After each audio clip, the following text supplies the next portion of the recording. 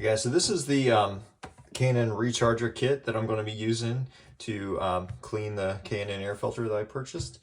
I got this on Amazon for around $16. If you want to see what you're looking at, you can find this at your local parts store too, probably, if you need it faster, but the one-day shipping and everything included with me as a Prime member made it just make the most sense to have it just delivered to me. Let's open up, see what we got in here. I've done one of these in the past, years ago, because I've been a K&N user for many years. It's been a while since I've done one, so I'm not sure exactly if it's probably the same exact stuff in here, though. So, yeah, just instructions. And then this is going to be the actual solvent that you use to clean the filter with.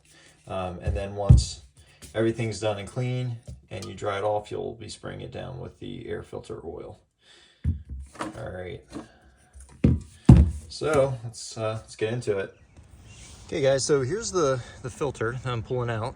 You can see it's got some darker areas here. That's where, you know, carbon and dust and some things have collected on the filter and the oil.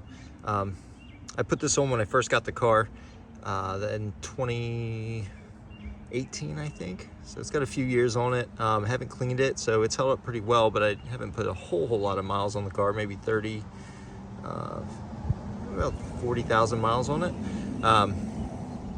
Benefit of taking the bike to college. But all right, so first thing we're gonna do is we're just gonna kind of knock it off.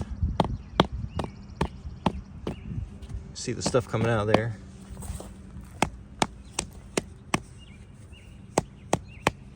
And we're just trying to knock any larger debris off, just to simplify the process and allow the solvent to get into the filter media a little bit easier. I suggest you do this on, you know, concrete or something flat and hard, just to make the contact easier so you don't have any give on the surface you're hitting, and to avoid picking up any additional dirt or debris. Okay, so I've got that kind of knocked off. You don't want to hit it too hard. You don't want to mash up the media. So I've got that pretty good. And now we're going to go add the solvent.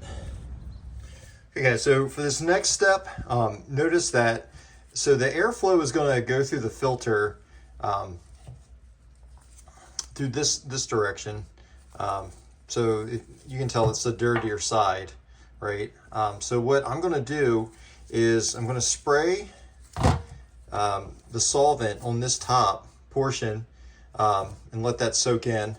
And then, you know, I'm going to spray a little bit on this side as well, and then just, you know, keep it on this side so that the, you know, the dirt that's on this side will more easily drain out into this pan instead of trying to drain all the way through the clean media.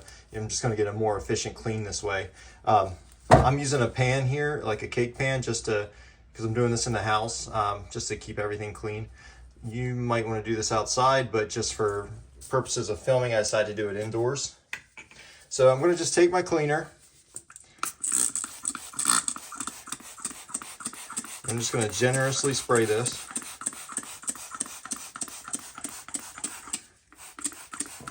I'm using some gloves here. This is a little bit dirtier portion.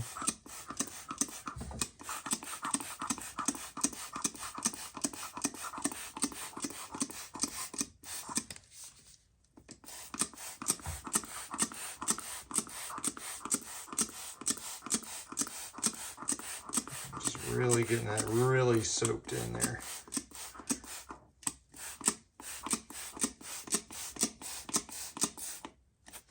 You can use other cleaners to do this. I wouldn't recommend it though. I would just stick with what K&N recommends. These are not cheap filters, and you don't really want to take chances with your engine. And if you're going to spend money, extra money to get more, you know, reliable, high performance parts, don't skimp on the necessities on things like this, in my opinion.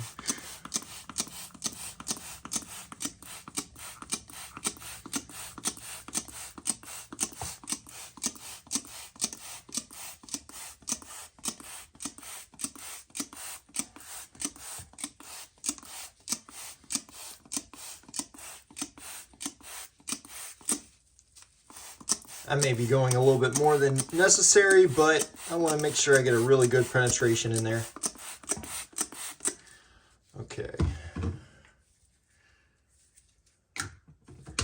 So I'm going to let that sit a few minutes, and then we'll go on to the next step. Okay guys, so the next thing we're going to do is go ahead and rinse this filter. It's sat for about 10 minutes, which is what's recommended by the instructions. So get some water going and see how already it's starting to get cleared off.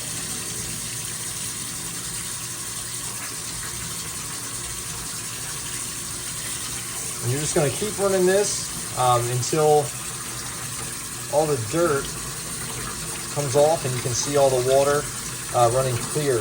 Kind of go over it and just comb it, make sure you get the sides real good. You can see the water starting to turn red from the oil that's being released, and the oil is like the final catch basically for the all the dirt and dust, the really fine micron particles. So you, like I said, just keep rinsing that until it gets nice and clear, and then you're just gonna let this thing once it's nice and clear. Keep rinsing it till it's clear, and then just you're gonna have to set up and let it dry. I actually took my original OEM filter that came with the car. I bought this immediately after I purchased the car, just for, you know, horsepower and fuel economy. It's slight, but it makes a difference. The sooner you get it, you know, the longer it's going to pay off, and the thing's going to last the lifetime of the vehicle. So I saved my filter. I'm just going to put that back in and drive around, let this dry for like a day or so. Just make sure it's good and dry. But you know, if you sit out in the sun for a few hours, it'll probably get dry if it's a nice sunny day. It's kind of overcast in early spring here, so it's not optimal weather for this to dry. So I'm going to let this sit and dry in the bathroom probably, or vent, or somewhere where the humidity's low, and then we'll pick this back up on the oiling.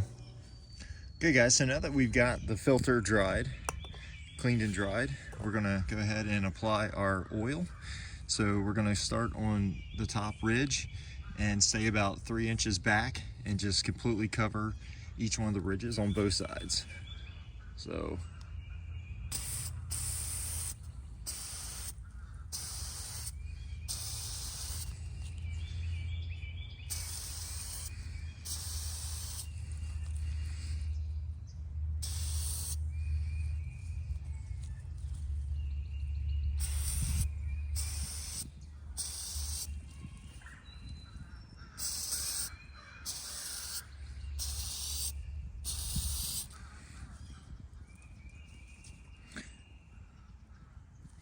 see some light spots.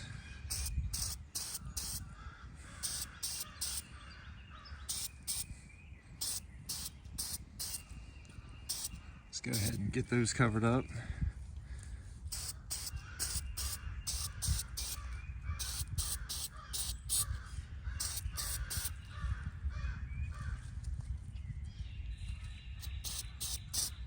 Now what I'm going to do is let this sit there and soak into that filter media for about 20 minutes or so. And I'm also going to place it in a way that, you know, so I wipe all this excess oil off and let it dry up.